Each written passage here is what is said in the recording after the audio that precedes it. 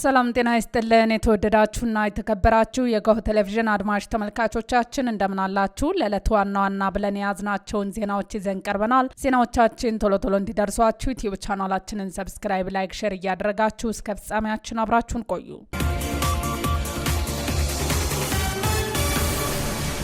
በቅድሚያ ዲያቆን ዳንኤል ክብረት ስለ ጠቅላይ ሚኒስተሩ 8 መገለጫዎች ምስክርነታቸውን ሰጡ። የጠቅላይ ሚኒስተሩ የማህበራዊ ልማት አማካሪ ዲያቆን ዳንኤል ክብረት ላለፉት 8 ዓመታት በቅርበት የሚያውቋቸውን የዶክተር አብይ አህመድን 8 ቁልፍ ማንነቶች የምናውቀውን እንናገራለን፣ ያየነውን እንመሰክራለን በማለት በዝርዝር አስፍረዋል። አማካሪው በመጀመሪያዎቹ መገለጫዎች ጠቅላይ ሚኒስተሩ ለኢትዮጵያ ያላቸውን ትልቅ ቁጭትና እልህ የጠቀሱ ሲሆን ይህም የሀገሪቱን ታሪክና ቅርሶች ከመውደድ የመነጨ እንደሆነ ገልጸዋል። እንደ ዲያቆን ዳንኤል ገለጻ መሪው የኢትዮጵያን ድህነትና ኋላ ቀር ለመቀየር ለዓይኖቻቸው እንቅልፍ የሌላቸው እና ዓላማቸውን ለማሳካት ቀን ከሌት የሚተጉ መሆናቸውን መስክረዋል።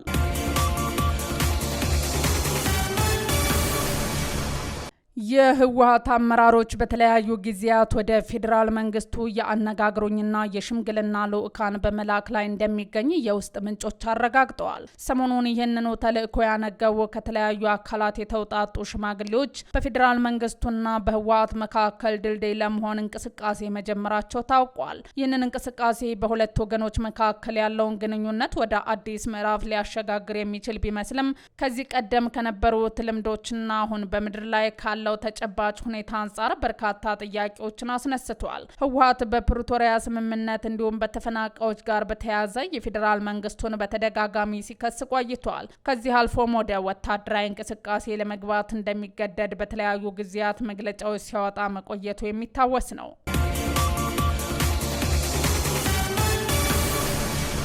ምርጫ ቦርድ በተለያዩ ክልሎች ዜጎች ድምጽ መስጫ ካርድ እንዲወስዱ የማስገደድና ካርድ መውሰድን ከማህበራዊ አገልግሎትና ደሞዝ ማቋረጥ ጋር የማገናኘት ጥሰቶች እየፈጸሙ ስለመሆኑ ሪፖርቶች ደርሰውኛል አለ። ቦርዱ ሁሉም ክልሎችና ሁለቱ የከተማ አስተዳደሮች አስፈጻሚዎቻቸው የቤት ለቤት የምርጫ ቅስቀሳ ከማድረግ እንዲቆጠቡና በመራጭነት መመዝገብን ግዴታ የሚያደርጉ አካሄዶችን እንዲያስቆሙ መጠየቁን ባወጣው መግለጫ አስታውቋል። ድርጊቱ የሚፈጸምባቸው አካባቢዎች ህዝብ በይፋ እንደሚጋለጥ የገለጸው ቦርዱ በድርጊቱ ላይ የእርምት እርምጃ ካልተወሰደ ያልተገባ ቅስቀሳ በሚፈጸምባቸው የምርጫ ክልሎችና ምርጫ ጣቢያዎችን ምርጫ እንዳይካሄድ እንደሚያግድም አስጠንቅቋል። በርካታ መከራከሪያዎች የቀረቡበት ህግ ጸደቀ።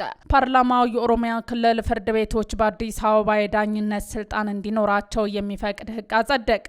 ላለፉት 64 ዓመታት በስራ ላይ የቆየው የወንጀል ህግ ስነ ስርዓት የማስረጃ ህግ ተካቶበት መጋቢት 4 ቀን 2018 ዓ.ም የኦሮሚያ ክልል ፍርድ ቤቶች በአዲስ አበባ የዳኝነት ስልጣን እንዲኖራቸው የሚደነግግ ህግ አንቀጽ አካቶ ጸድቋል። የወንጀል ህግ ስነ ስርዓትና የማስረጃ ህግን ለማሻሻል የተዘጋጀው ረቂቅ ካካተታቸው በርካታ አንቀጾች መካከል አንቀጽ 25 ንዑስ አንቀጽ 3 የምክር ቤት አባላቱን ለሁለት ከፍሎ አሟግቷል። በምክር ቤቱ የአብን ተወካዮች ዶክተር ደሳለኝ ጫኔና ዶክተር አበባው ደሳለው በረቂቅ ህጉ የተካተተውን አንቀጽ እንዲወጣ በርካታ መከራከሪያዎችን በማንሳት ጠይቀዋል። ሁለቱ የፓርላማ አባላት ይህንን አንቀጽ ከረቂቁ ህግ እንዲወጣ ቢጠይቁም ሌላኛው የፓርላማ አባል ዶክተር አለሙ ጎንፋ ህገ መንግስቱን ጨምሮ ሌሎች መከራከሪያዎችን በመግለጽ የአንቀጹን መካተት አግባብ መሆኑን ተናግረዋል። በትግራይ ክልል የመምህራን ደሞዝ ላለፉት ጥቂት ወራት ባለመከፈሉ ትምህርት ቤቶች የመማር ማስተማር ስራዎች ማቆም ጀመሩ። በማዕከላዊ ትግራይ ዞን አበርገሌ ወረዳ መምህራቸው ደሞዛቸውን ባለማግኘታቸው የመማር ማስተማሩ ስራ ሙሉ በሙሉ መቆሙን የክልሉ ቴሌቪዥን ዘግቧል።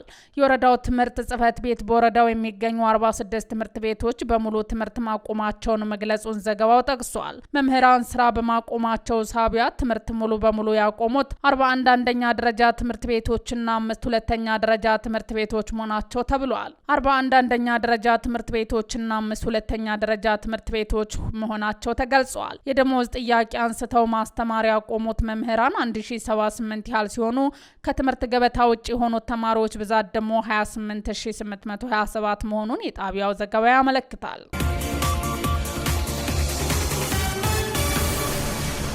ዳሽን ባንክ የዲጂታል ባንክ አገልግሎትን ይበልጥ ለማዘመንና ተደራሽነቱን ለማስፋት የሚያስችሉ 4 አዳዲስ አገልግሎቶችንና ከፍተኛ የገንዘብ ሽልማት የሚያስገኝ የፈጠራ ውድድር መጋቢት 4 ቀን 2018 ዓ.ም ይፋ አደረገ። በአዲስ አበባ ዩኒቨርሲቲ ንግድ ስራ ትምህርት ቤት ወይም ኮሜርስ በተካሄደው በዚህ መርሃ ግብር ላይ ባንኩ ወደ ሙሉ ዲጂታል የፋይናንስ ስራን ለማሸጋገር ያለውን ቁርጠኝነት አሳይቷል። ባንኩ ካስተዋወቃቸው አገልግሎቶች መካከል ከፍተኛ ትኩረት የሳበው የሱፐር አፕ ክሬቲቭ አዋርድ የቲክቶክ ይዘት ፈጠራ ውድድር ነው። በዚህ ውድድር ላይ ስለ ዳሽን ሱፐር አፕ አገልግሎቶች የሚገልጽ የቪዲዮ ይዘት አዘጋጅተው ከ1 ሚሊዮን በላይ እይታ ማግኘት የቻሉ ተወዳዳሪዎች እስከ 6 ሚሊዮን ብር የሚደርስ ሽልማት ያገኛል። በውድድሩ አንደኛ ለወጣ 3 ሚሊዮን፣ ሁለተኛ ለወጣ 2 ሚሊዮን እንዲሁም ሶስተኛ ለወጣ ተወዳዳሪ 1 ሚሊዮን ብር እንደሚሸልም ተገልጿል።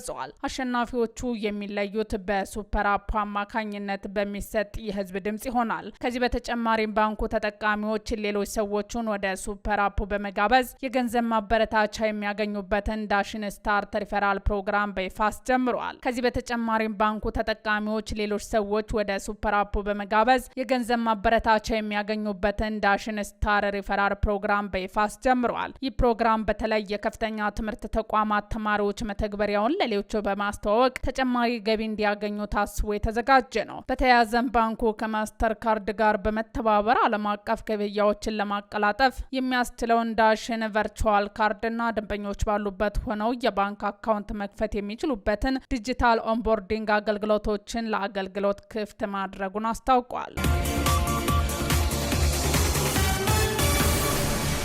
የአፍሪካ ልማት ባንክ የመካከለኛው ምስራቅ ጦርነት ለ3 ወራት ከቀጠለ የአፍሪካ የኢኮኖሚ እድገት 0.2 በመቶ ሊቀንስ ይችላል አለ። ጦርነቱ ለ6 ወራት ከቀጠለ ደግሞ ወደ ሀገሪቱ የሚገባው የውጭ ቀጥተኛ ኢንቨስትመንትና የልማት እርዳታ እንደሚቀንስና የኢኮኖሚ እድገቱን በ1.5 በመቶ ሊቀንስ እንደሚችል ባንኩ ገልጿል። ጦርነቱ በሀገሪቱ ላይ የሚያሳድረው ተጽዕኖ መጠነኛ ይሆናል ተብሎ ቢጠበቅም የሀገሪቱ ኢኮኖሚ ግን ከጦርነት በፊትም በከፍተኛ የዕዳ ጫና በዓለም አቀፍ እርዳታ ማሽቆልቆልና በዓለም አቀፋዊ አለመረጋጋት ሲፈተን መቆየቱን ባንኩ ጠቅሷል። በባንኩ ትንበያ መሰረት የሀገሪቱ ኢኮኖሚ በተያዘው ዓመት በ4.3 በመቶ ያድጋል ተብሎ ይጠበቃል። የመካከለኛው ምስራቅ ጦርነት ባስከተለው የዋጋ ግሽበት ተጽዕኖ ሳቢያ 29 የአፍሪካ ሀገራት ገንዘብ የመግዛት አቅም ማሽቆልቆሉን የጠቀሰው ባንኩ ጦርነቱ የነዳጅ የምግብና ማዳበሪያ ዋጋ እንዲያሸቅም ማድረጉን ከወዲሁ በርካታ ሀገራትን እየፈተነ ይገኛልም ተብሏል። የሶማሊያ ፌዴራል መንግስት ከስልጣናቸው ተገደው በለቀቁበት የሳውዝ ዌስት ፌዴራል ግዛት ፕሬዚዳንት አብዲልአዚዝ ላፍታጋሪን ምትክ ባላንድራ ፕሬዚዳንት ሾሙ። ጠቅላይ ሚኒስትር ሐማዝ ባሬ ስልጣናቸውን ተገደው በለቀቁበት የቀድሞ ፕሬዚዳንት አብዲልአዚዝ ላፍታጋሪን ምትክ የግዛቲቱ ባለ አደራ ፕሬዚዳንት አድርገው የሾሙት የግዛቲቱ ምክትል ጠቅላይ ሚኒስትር የሆኑትን ጀብሪል አብድራሽድ አብዲን ነው። አብዲ ግዛቲቱ በቀጥተኛ የምርጫ ስርዓት አዲስ ፕሬዚዳንት እስከምትመርጥ ድረስ ግዛቲቷን እያስተዳደሩ ይቆያሉ። የቀድሞ ፕሬዚዳንት ላፍታጋሪን በሳምንቱ መጀመሪያ ላይ ከስልጣን መልቀቃቸውን ያሳወቁት የፌዴራል መንግስት ጦር ከግዛቲቷ ታጣቂዎች ጋር የተኩስ ልውውጥ አድርገው የግዛቲቱን ዋና ከተማ ባይዋድን ከተቆጣጠሩ በኋላ ነው። የግዛቲቱ መንግስትና የፌዴራሉ መንግስት ኃይሎች ግጭት ውስጥ የገቡት ፌዴራል መንግስቱ ፕሬዚዳንት ላፍታጋሪን ቀጥተኛ ባልሆነ የምርጫ ስርዓት በድጋሚ መመረጣቸውን ውድቅ በማድረጉ ነበር።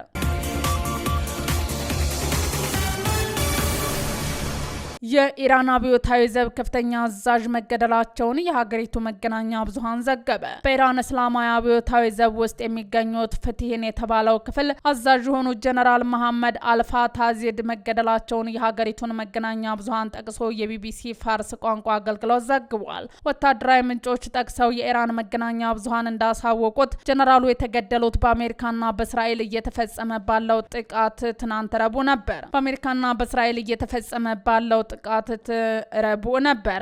ምንጮቹ ጨምረውም ጀነራል መሐመድ አልፋታዚድ ቀደም ሲል የአብዮታዊ ዘብ እግረኛ ሰራዊት ክፍል አዛዥ እንዲሁም ባሲጅ የተባለው የሚሊሻ ጦር ፈቲሃን የተባለው ክፍል አዛዥ ነበሩ። የቻይናው ዥዋን የዜና ወኪል በበኩሉ ከኢራን ጦር ኃይሎች ጠቅላይ ማዛዣ ጋር ግንኙነት ያለው ዴፋ የተባለው የኢራን ዜና አገልግሎትን ጠቅሶ ዘግቧል።